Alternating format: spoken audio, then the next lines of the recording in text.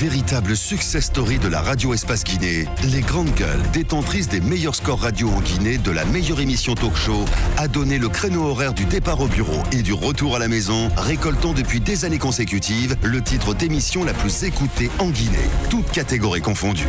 Un grand total de plus de 5 millions d'auditeurs ont été fidèles au talk show Les GG, diffusé jour après jour sur toutes les stations du réseau Adafo Média de 9h à 10h30, un exploit qui restera longtemps dans les annales de la bande FM en Guinée.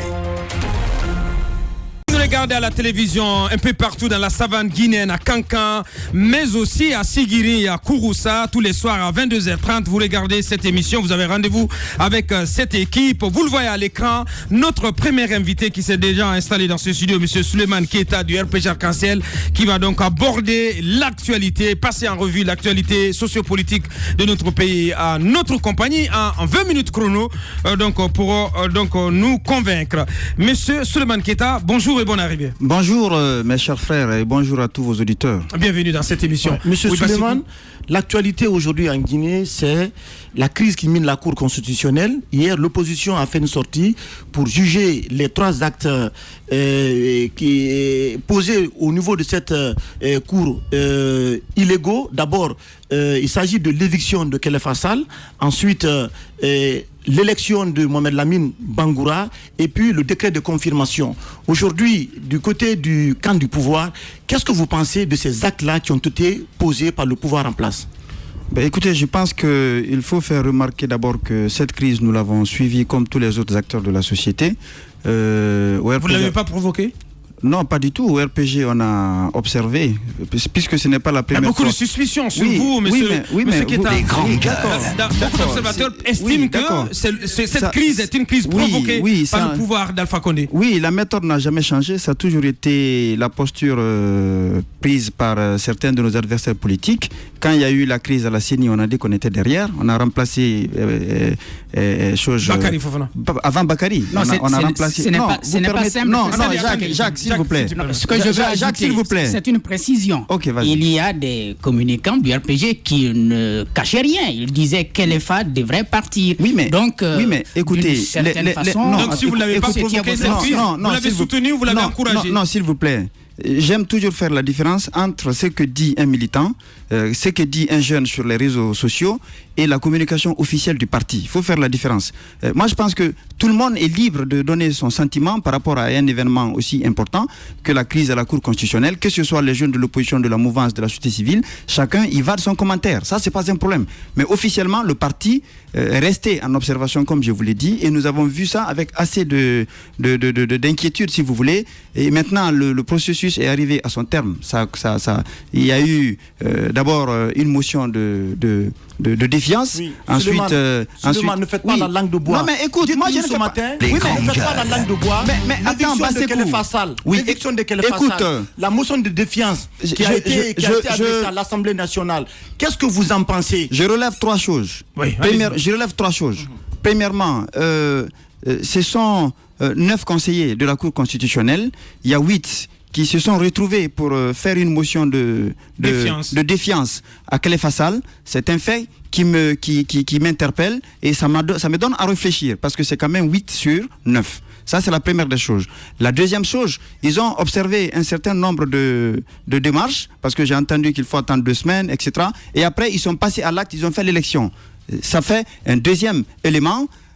Compte tenu, malgré tout ce qui a été dit de par le passé, parce que j'ai suivi les spécialistes en la matière à tour de rôle sur vos médias, et j'ai vu que ce n'était pas la même approche. Quand j'écoute, par exemple, Makanera, j'écoute Maître Mezoublemou, je suis confus. Moi, je ne suis pas spécialiste en la matière. Ouais. Ça aussi, ça m'intéresse beaucoup parce que je me dis qu'il est important qu'on sache ce qui se passe.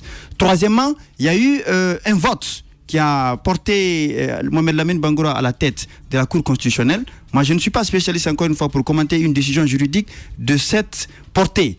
Et le président de la République qui devrait confirmer la décision, la question que je me pose, c'est de savoir si le président ne confirme pas cette décision, qu'est-ce qui va être la suite? Parce que ce qu'on sait, la Cour constitutionnelle ou les institutions, il y a le principe de séparation des pouvoirs en Guinée. Est-ce que le président, s'il vous plaît, est-ce que le président a la possibilité de dire non à une plénière d'une Cour constitutionnelle au sein de laquelle 8 conseillers...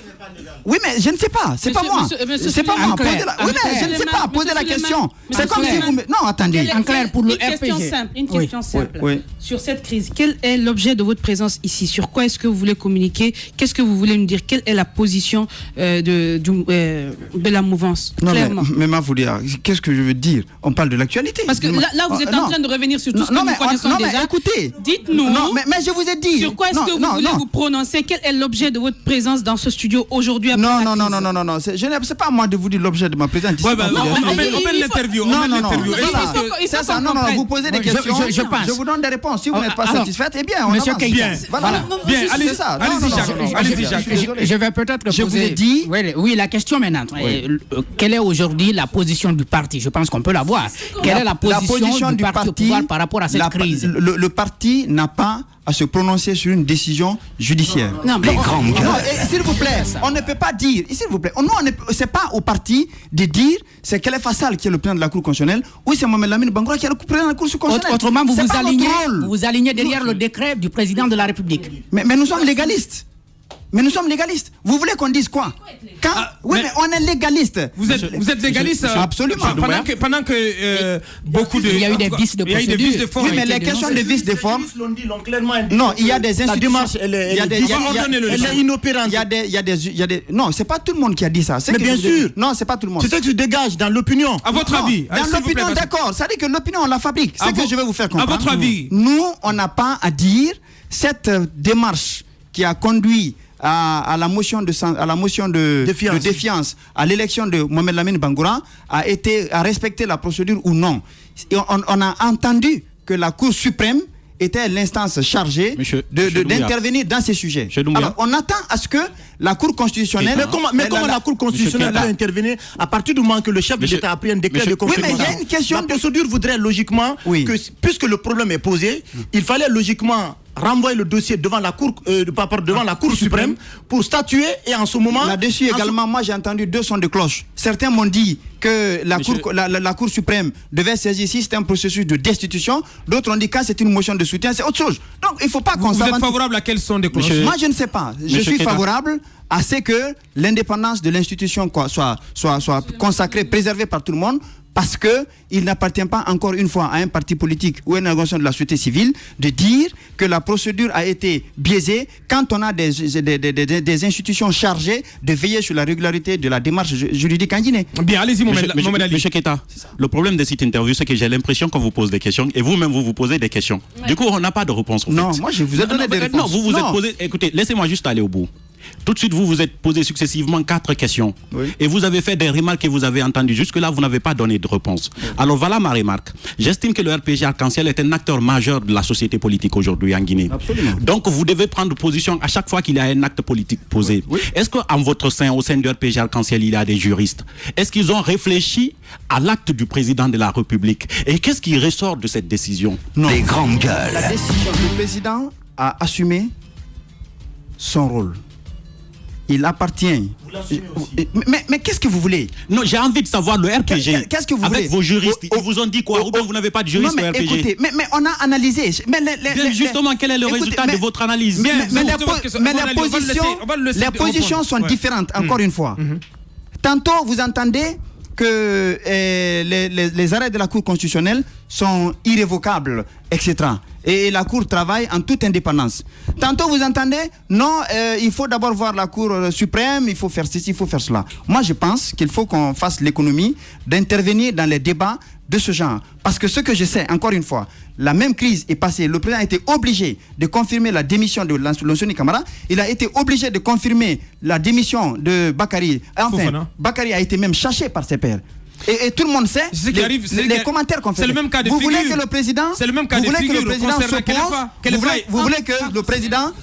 que le président s'oppose à une plénière de la Cour constitutionnelle qui a été validée par 9 conseillers. Les institutions ne sont pas les mêmes. Monsieur Doumbouya. Monsieur Keita. Nous on suit la loi. C'est quoi la loi? C'est quoi la loi? La loi, oui. Il y a eu une plénière à l'issue de laquelle une décision a été prise par 8 conseillers sur 9. le président est dans l'obligation d'entériner. Il ne peut pas faire autant. S'il le fait, il viole la loi. Qu'est-ce que tu attends du pouvoir en place? J'attendais ce qui allait m'étonner une analyse contraire, par exemple, au sein de RPG, parce qu'ils sont tous d'accord qu'il y a une violation de la loi au début. Tu peux pas rêver. C'est une procédure. Tu peux pas rêver mieux quand même, franchement. Monsieur Keïta, encore une fois, vous ne nous apprenez rien. Vous revenez sur les analyses qui ont été déjà faites en Guinée et par pas mal de personnes. Vous êtes dans ce studio aujourd'hui, après une crise. Le président a confirmé. Dites-nous quelle réflexion est apportée au sein du mouvement, de la mouvance présidentielle, ou quand même au moins votre position, parce que vous ne pouvez pas admettre que vous avez écouté des juristes, parce que là ce que vous faites c'est nous dire qu'il y a des juristes qui reconnaissent qu'il y a eu vice de procédure et il y en a qui ne reconnaissent pas, et vous vous plaisez dans cette position. Mais non, vous êtes déjà un simple citoyen, vous avez votre lecture, vous pouvez observer. Non, pas un simple citoyen, c'est un politique. Déjà, il intervient en politique. Non, je suis une logique. Avant d'être politique, vous êtes un simple citoyen, vous tenez à cœur le développement de cette nation, vous observez. En plus de ça, vous êtes en politique. Vous savez ce qui est correct ou pas, que les gens se prononcent, que les autres se prononcent ou pas. Dites-nous quelle est alors votre réflexion. Si vous ne pouvez pas vous prononcer au nom du parti, au moins dites-nous qu'est-ce qu'on peut retenir de cette action du président de la République. Bien. Parce que jusque-là, vous êtes revenu on va aller très vite sur ce qu'on connaît. Moi, je pense que ce n'est pas une action du président de la République, encore une fois. Il ne faut pas qu'on fasse la confusion. C'est un processus dont l'aboutissement est la confirmation par décret du président d'une décision qui a été prise en plénière de la Cour constitutionnelle après que 8 conseillers sur 9 se soient prononcés en faveur d'une chose. Deux choses. Pour moi. Deux choses. La première pardon, ils sont 8. Une question. Si, ils sont 8. Non, ils sont 8.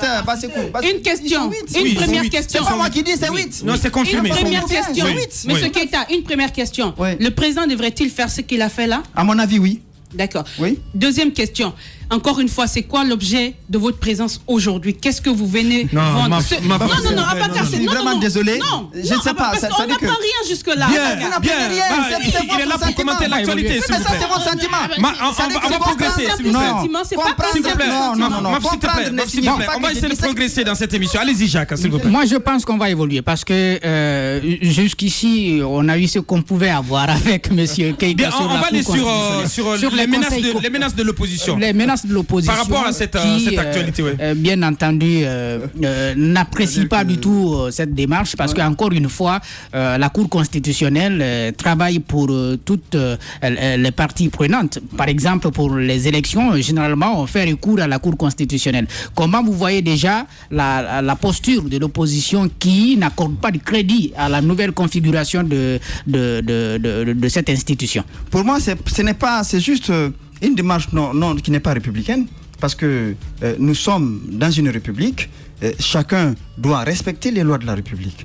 Lorsque une situation de ce genre s'est produite au niveau de la Cour constitutionnelle, ce n'est pas à un parti politique de dire que on ne doit pas faire l'élection, il y a eu cela. Il appartient encore une fois aux juridictions et aux instances chargées d'apprécier. Je vais vous rappeler, la dernière fois je vous suivais ici, je crois que c'est hier ou avant-hier, parce que je ne vais pas rentrer dans certains détails. Non, allez-y. Quand vous voyez les griefs qui ont été relevés par les autres conseillers contre leur président, je suivais la dernière fois, ce sont des griefs qui... Parce que ce qui est important dans ça, comment vous pouvez expliquer? Parce que pour moi, ce ne sont pas des enfants qui sont à la Cour constitutionnelle. 8 sur 9, ce n'est pas quand même rien.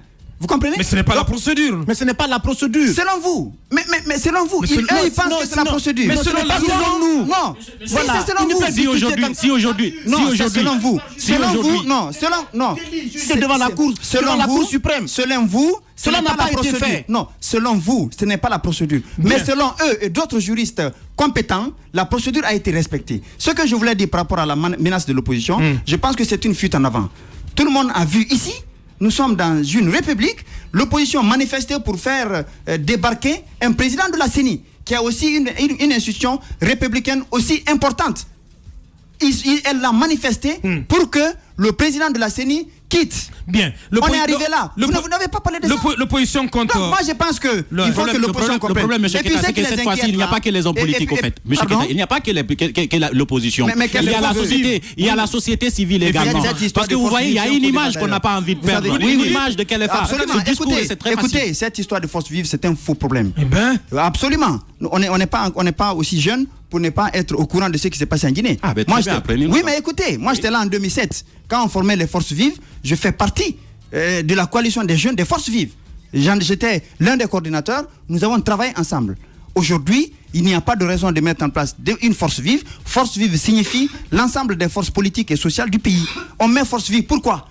Et il y a quelle tentative anticonstitutionnelle? Rien du tout.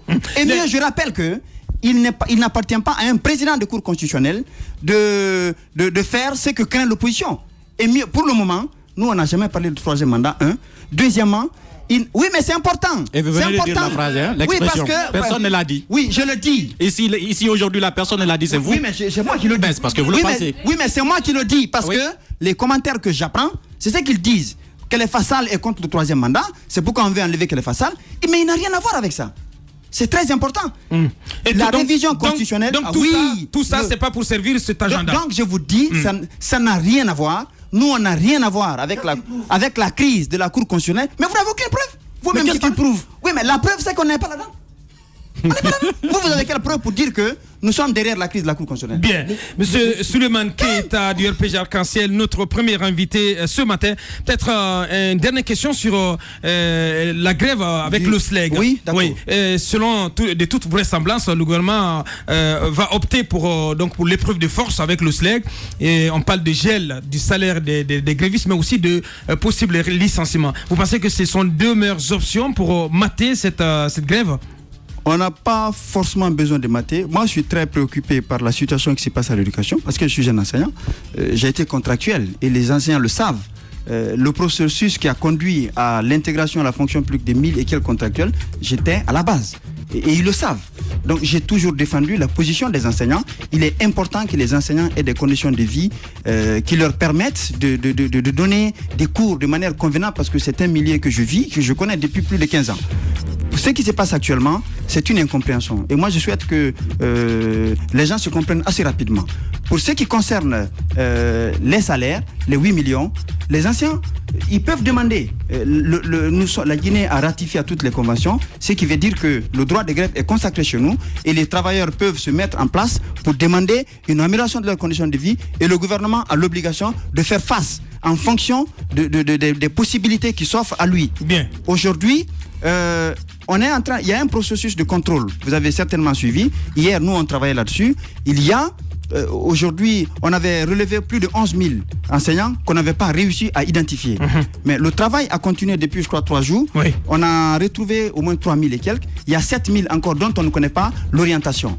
Donc, il y a un travail d'assainissement du fichier du personnel enseignant qui est en cours. Je crois que les enseignants devraient, en tout cas, si moi je dois intervenir là-dessus, c'est de demander au SLEG de revenir à des meilleurs sentiments pour que les enfants ne continuent plus. Mais geler les salaires. Les meilleurs sentiments, c'est quoi les meilleurs les meilleurs sentiments, c'est arriver à des revendications réalistes qui tiennent compte des réalités du pays. Parce que pour vous, c'est quoi une revendication réaliste? Parce que si je m'amuse un peu, de 2010 à maintenant, le salaire des enseignants a triplé, si je peux le dire. Bien. Ce qu'on va faire, la radio c'est l'heure. On va revenir pour 10 minutes supplémentaires d'interview avec notre invité Souleymane Keita du RPG Arc-en-Ciel, que nous allons reprendre derrière l'écran publicitaire. Bienvenue.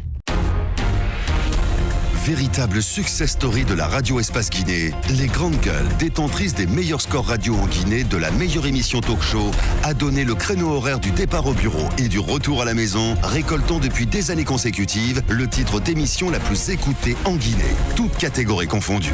Un grand total de plus de 5 millions d'auditeurs ont été fidèles au talk show Les GG, diffusé jour après jour sur toutes les stations du réseau Adafo Média de 9h à 10h30, un exploit qui restera longtemps dans les annales de la bande FM en Guinée.